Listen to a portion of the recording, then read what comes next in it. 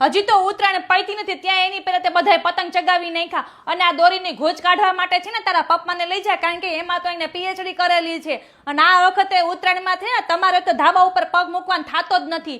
કેમ તમે ભૂલી ગયા વર્ષે તમે હું ખેલ કર્યા હતા? ઈ ભાઈ મને બધી જ ખબર છે. મારે આંખને કઈ મોત્યો નથી, મને બધું પિંકીની મમ્મીએ કહી દીધું તું. પૂછ તારા પપ્પાને પૂછ કેવા ગીતો સાંભળતા હતા. મને હું કે ખબર છે ગયા વર્ષે એ કે ધાબા ઉપર હું તો એ કે ભજન સાંભળવા જાઉં છું, મને ક્યાં કે પતંગ ચગાવતા આવડે છે.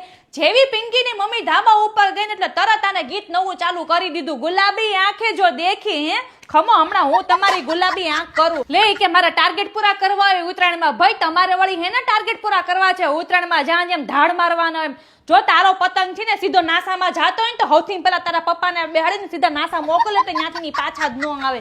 પછી ત્યાંથી તમે પેચ લગાડજો. હવે જો મને ખબર પડી ને હું તમારી એવી વન વે ટિકિટ ફાડીશ ને કે ગૂગલ મેપમાં ઘર નહીં મળે, એટલું યાદ રાખજો તમે.